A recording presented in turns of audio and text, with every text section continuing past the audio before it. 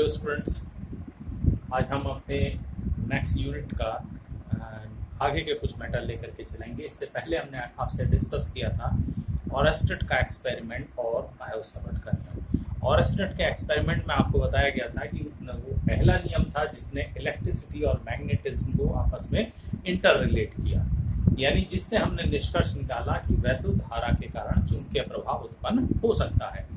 कितना होता है किसी धारावाही चालक के कारण, किसी धारावाही अल्पांश के कारण, वो बताया गया बायो-सावर्ट का नियम। And this is a very important topic. अब हम लेकर के चल रहे हैं बायो-सावर्ट के नियम की कूलाम के नियम से तुलना। इलेक्ट्रोस्टैटिक्स के हमने अंदर देखा कि कूलाम का नियम एक बेसिक लॉ था, उसी तरीके से यहाँ हमने लिया है बायो-सावर्ट का नियम। तो इन दोनों का यहाँ हम कंपैरिजन करेंगे, दोनों में क्या सिमिलरिटीज हैं, क्या डिससिमिलरिटीज। तो आइए स्टूडेंट्स, बायो-सावर्ट के नियम की कूलाम के नियम से तुलना। बायो-सावर्ट के नियम से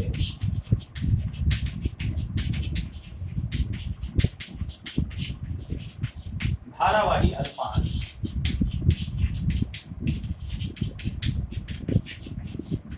आइडियल के कारण उत्पन्न चुंबकीय क्षेत्र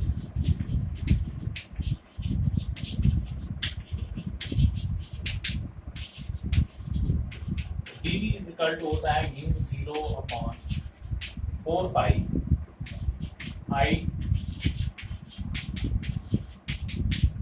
dl क्रॉस r क्यूब, या इसका परिमाण ले dV इज इक्वल टू आ जाता है mu 0/4 pi I dl sin theta r square.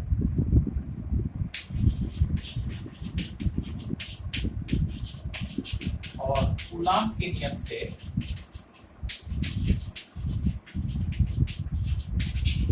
dq आवेश के कारण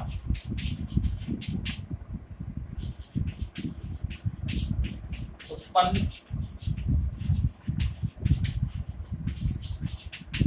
वैद्युत क्षेत्र की तीव्रता, and that is dE 1/4 pi epsilon 0 dq/r square. ये दोनों नियम, ये चुंबकीय क्षेत्र की तीव्रता को रिप्रेजेंट करता है, ये वैद्युत क्षेत्र की तीव्रता, दोनों में क्या समानताएं हैं, क्या असमानताएं हैं, वो लेकर के चलें। तो सबसे पहले हम डिस्कस कर रहे हैं समानता। दोनों में क्या क्या सिमिलरिटीज हैं। पहली अगर सिमिलरिटी देखें तो यहाँ पर धारावाही अल्पांश यानी आइडियल के कारण, डीएल के आइडियल के कारण चुंबकीय क्षेत्र उत्पन्न होता है, यहाँ डीक्यू के कारण यानी आवेश के कारण, बिंदु आवेश के कारण, या कहें परीक्षण आवेश के कारण वैद्युत क्षेत्र की तीव्रता उत्पन्न होती है। तो सबसे पहला सिमिलरिटी है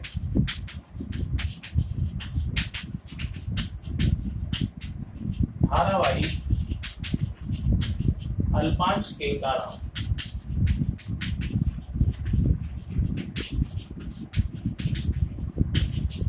चुंबकीय क्षेत्र dV तथा आवेश dQ के कारण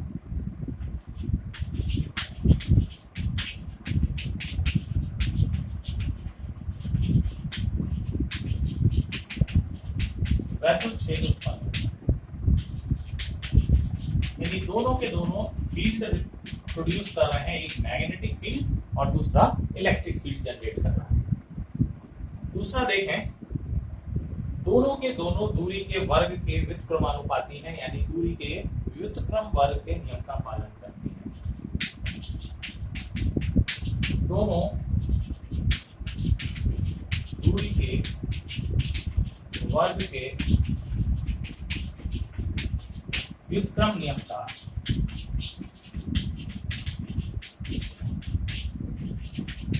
पालन करते हैं।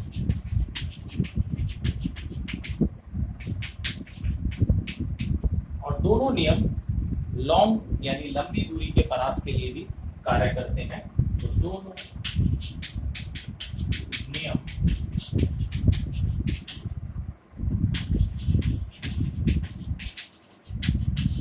लंबी दूरी के परास के लिए कार्य करते हैं।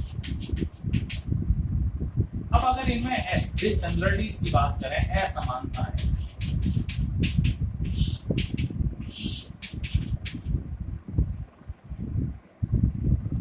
अब अगर इनमें असमानताओं की बात करें तो जो धारावाही अल्पांश आइडियल है ये अपना आप में एक सदिश राशि है, जबकि डी क्यू अपना आप में अदिश राशि है।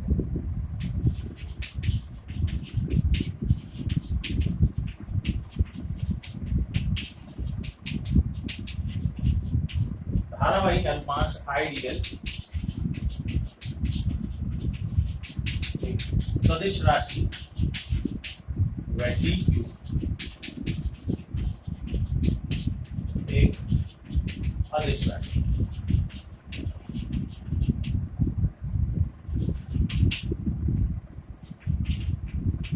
दूसरी असमानता की अगर हम बात करें तो यहां पर डीवी बायो-सावर्ट का नियम ये कहता है कि यदि ये धारावाही अल्पांश है और यहां हमने कोई बिंदु लिया है P, तो इस एंगल पे, इस कोण पर भी निर्भर करता है, यानी धारावाही अल्पांश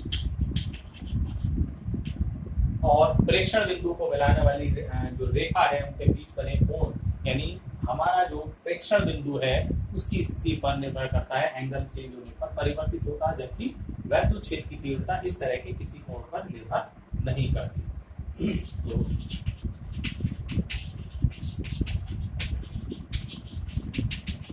चुंबकीय क्षेत्र की तीव्रता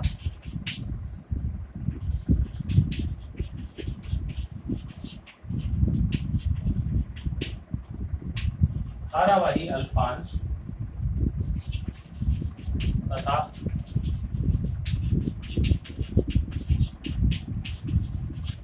प्रेक्षण बिंदु से उसे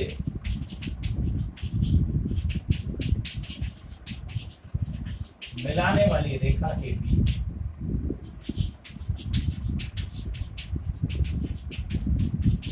बने कोण, यानी डीएल और आर के बीच में बने कोण पर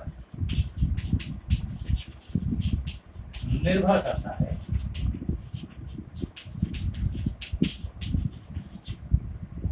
जबकि वैद्युत क्षेत्र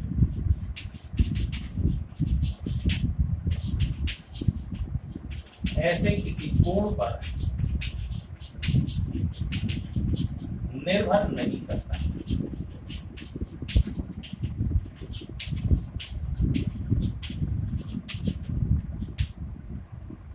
ठीक है,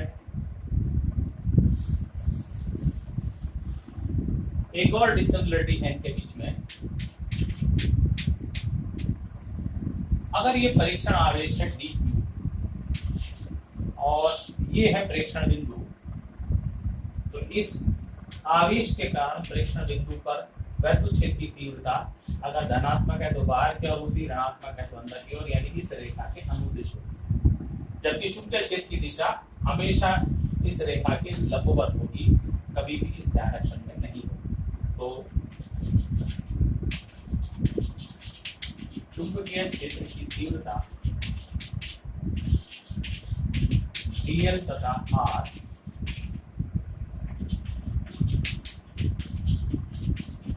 से मिलकर बने तल के लंबवत होती है,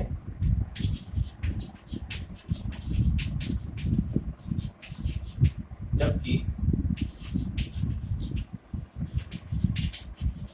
वैद्युत क्षेत्र की दिशा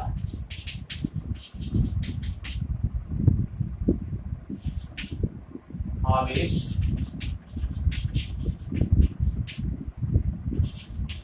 व प्रेक्षण बिंदु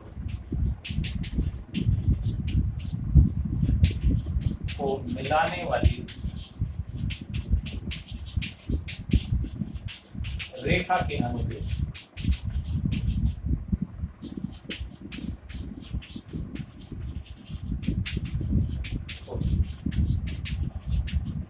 These are मेन डिसिमिलरिटीज ये इनके बीच की असमानता है।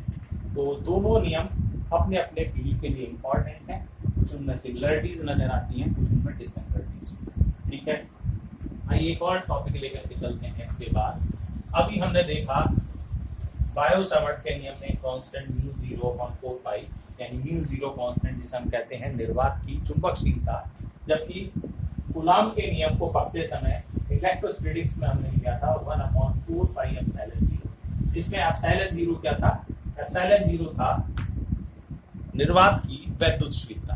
इन दोनों के बीच में क्या रिलेशन है वो हम लेना चाहते हैं। तो नेक्स्ट टॉपिक हम लेते हैं एप्सिलॉन 0 तथा म्यू 0 में संबंध। ठीक है, तो नेक्स्ट टॉपिक हम लेकर के चलेंगे म्यू 0 तथा एप्सिलॉन 0 में संबंध। अभी हमने पढ़ा है इससे पहले mu 0/4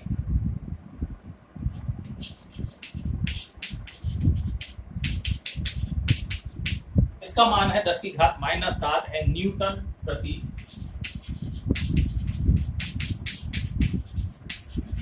ampere square, and this is equation number first.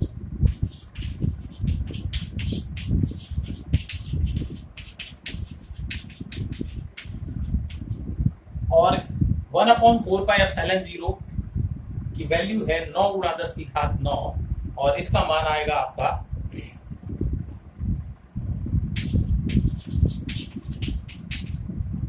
Newton metre square पर कूलॉम स्क्वायर।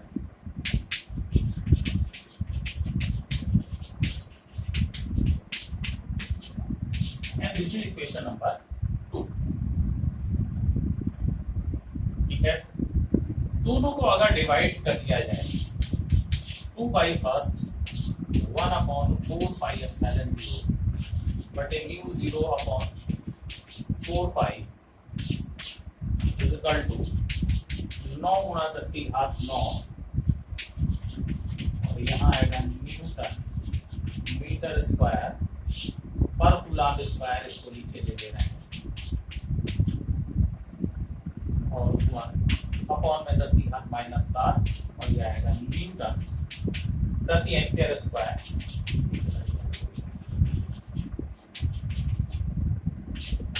जस्ट कैंसिल, इसको ऊपर ले जाइए तो ये आएगा 9 × 10⁻16 और मीटर स्क्वायर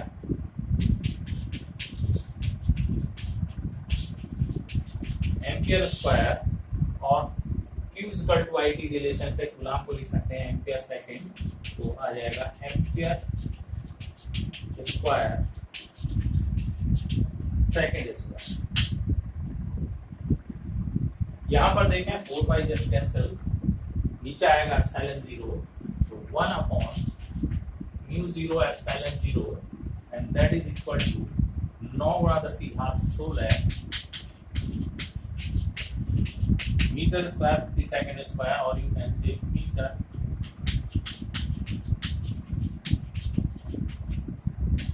इसको हम लिख सकते हैं 3 × 10⁸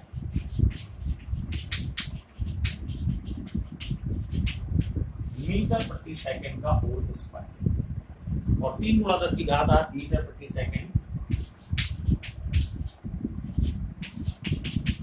ये होता है निर्वात में प्रकाश की चाल।